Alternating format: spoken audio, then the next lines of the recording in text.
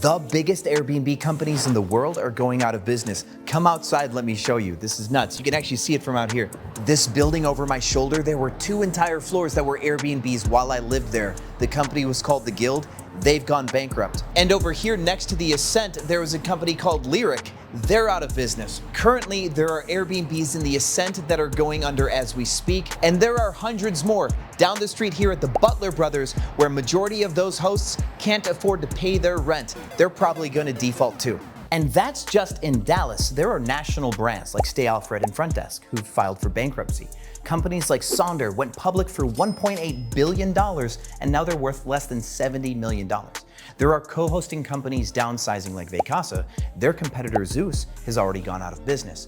There is a common reason why all of these big companies are failing, and they provide a valuable lesson to us little guys. Yes, from 1 property to 1,000 properties and everything in between, we all can learn from them. Let's talk about why they are going under. What's happened to these companies is a combination of factors, and one of those factors has everything to do with this room. Companies like Stay Alfred and Sonder grew to scale because they believed that they were tech companies, that they could build apps and have processes that could keep up with hotels, and that ultimately being a hotel was everything that they thought that they should be. They raised hundreds of millions of dollars in venture capital and wasted all of that money on expensive rents, expensive furniture, and even branding their coffee cups. And what became the end of Stay Alfred and Lyric, and is largely why Sonder has lost 98% of its value in the stock market, is because in that journey to get to scale, to have the benefits of unit economics and to aggregate and collect all of this data, they skipped the one thing that makes any individual property succeed.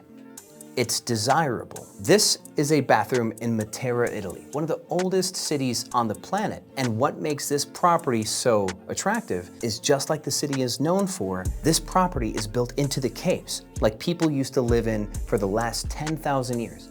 And it's why Matera is famous. There are plenty of antiquated properties built within the last 200 or 300 years. But this property goes even farther to give you the immersive experiential feel of being in the same exact environment that people lived in, of course, a more touristy luxury way, like the soaking tub. This is a dramatic example.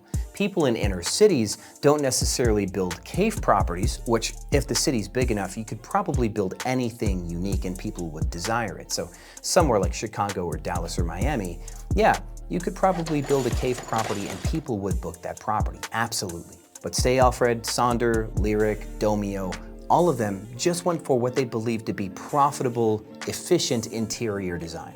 What could get the job done without spending too much money. Even though they were being wasteful with the cost of product for their couches and armchairs and their coffee cups, they decided to still cut one of the most important corners that they could cut, which is what could we do to make sure that this property doesn't even have to worry about competing with hotels?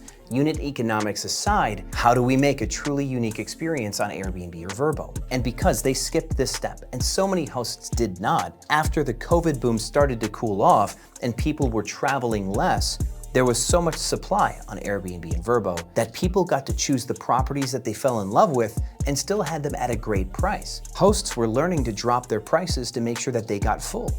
And even though Stay Alfred and Sonder had good unit economics, there was just so much supply that they could not price themselves into being attractive. This property is between 500 and 1,000 euros per night. If they had to, they could go as low as 250 euros per night to get this place full. If Sonder had a property down the street that was normally 300 to 1,000 per night, and they could go down to 150, but it wasn't attractive. It's just some dingy old property, and that's something that Sonder is guilty of picking up.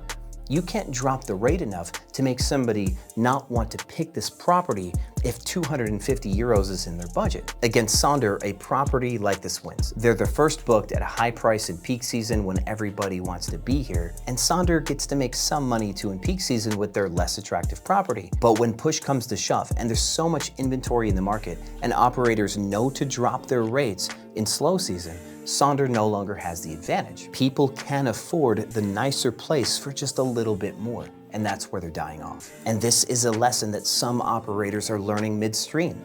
They used to believe that efficiency, running like a hotel, was the only thing that mattered. But that you can see with Airbnb's new summer release for 2024 that Airbnb is focused on experiential stays and experiential activities with the introduction of things like categories and icons and guest favorites. If Airbnb is doubling down on properties that hotels can't even touch, that shows you where the future of STR is going. If you're interested in short-term rentals, you'll want to do research to find out what properties are actually making the most money and why.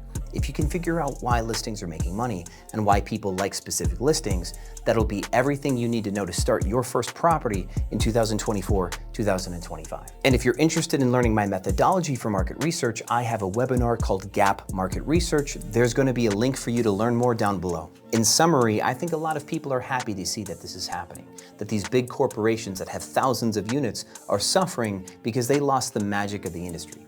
And that Airbnb has made the adjustment to say we don't want these types of properties to be representative of what Airbnb is all about, and that Airbnb is pushing the magic again. Because Airbnb at one point was pushing size with the multi-calendar and other features.